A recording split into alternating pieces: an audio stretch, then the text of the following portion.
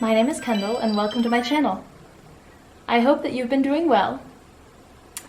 I have a very special book picked out for this month, as it is November, in celebration of National Native American Heritage Month.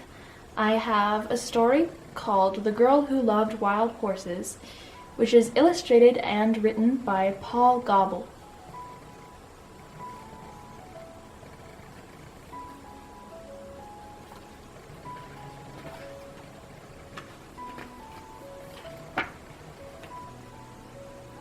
The people were always moving from place to place, following the herds of buffalo. They had many horses to carry the teepees and all of their belongings. They trained their fastest horses to hunt the buffalo.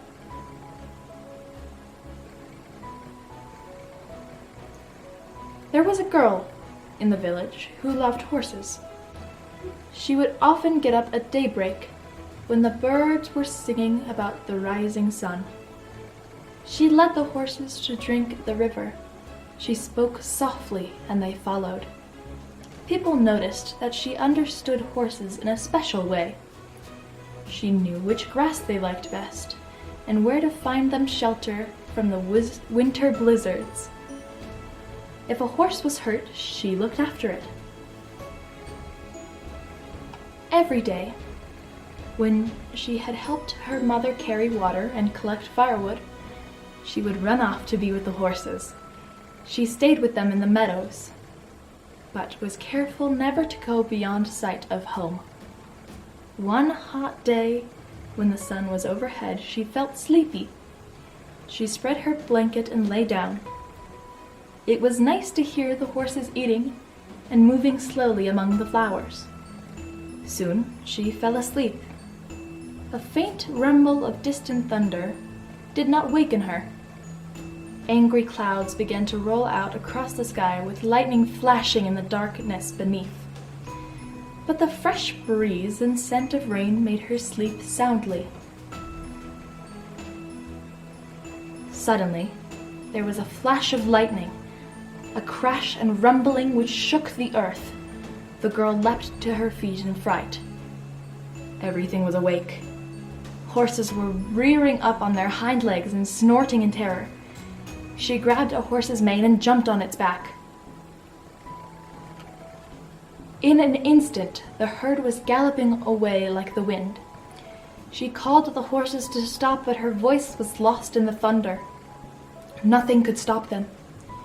She hugged her horse's neck with her fingers twisted into his mane. She clung on, afraid of falling under the drumming hooves. The horses galloped faster and faster, pursued by the thunder and lightning. They swept like a brown flood across the hills and through the valleys. Fear drove them on, leaving their familiar grazing grounds far behind. At last, the storm disappeared over the horizon. The tired horses slowed and then stopped and rested. Stars came out, and the moon shone over a hill the girl had never seen before. She knew they were lost. Next morning, she was wakened by a loud neighing. A beautiful spotted stallion was prancing to and fro in front of her, stamping his hooves and shaking his mane. He was strong and proud, and more handsome than any horse she had ever dreamed of. He told her he was the leader of all the wild horses who roamed the hills. He welcomed her to live with them. She was glad, and all of her horses lifted their heads and neighed joyfully, happy to be free with the wild horses. The people searched everywhere for the girl and the vanished horses. They were nowhere to be found. But a year later, 2 hunters rode into the hills where the wild horses lived.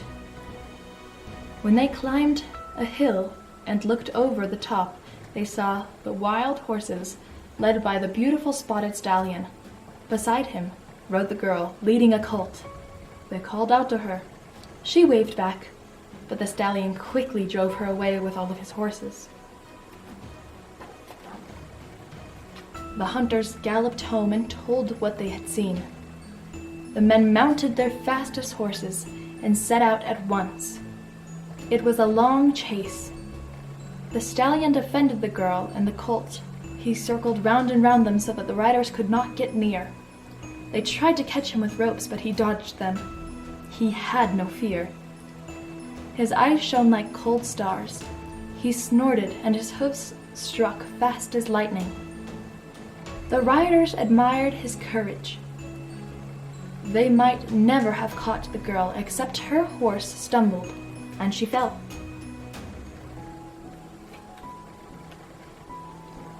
She was glad to see her parents, and they thought she would be happy to be home again. But they soon saw she was sad, and missed the colt and the wild horses. Each evening as the sun went down, people would hear the stallion neighing sadly from the hilltop above the village, calling for her to come back. The days passed. Her parents knew the girl was lonely. She became ill, and the doctors could do nothing to help her. They asked what would make her well again. "I would love to run with the wild horses," she answered. "They are my relatives. If you let me go back to them, I shall be happy forevermore." Her parents loved her and agreed that she should go back to live with the wild horses. They gave her a beautiful dress and the best horse in the village to ride. The spotted stallion led his wild horses down from the hills. The people gave them fine things to wear, colorful blankets and decorated saddles. They painted designs on their bodies and tied eagle feathers and ribbons in their manes and tails. In return, the girl gave the colt to her parents. Everyone was joyful. Once again, the girl rode beside the spotted stallion. They were proud and happy together. But she did not forget her people. Each year she would come back, and she always brought her parents a colt. And then, one year she did not return, and was never seen again. But when the hunters next saw the wild horses, there galloped beside the mighty stallion a beautiful mare, with a mane and tail floating like wispy clouds above her. They said the girl had surely become one of the wild horses at last. Today, we are still glad to remember that we have relatives among the horse people, and it gives us joy to see the wild horses running free. Our thoughts fly with them. At the end of this book, the author included 2 Native American poems from 2 different tribes that I will share with you now. This is a Navajo's song about his horse. "My horse has a hoof like a striped agate. His fetlock is like a fine eagle plume. His legs are like quick lightning. My horse's body is like an eagle-plumed arrow. My horse has a tail like a trailing black cloud. His mane is made of short rainbows. My horse's ears are made of round corn. My horse's eyes are made of big stars. My horse's teeth are made of white shell.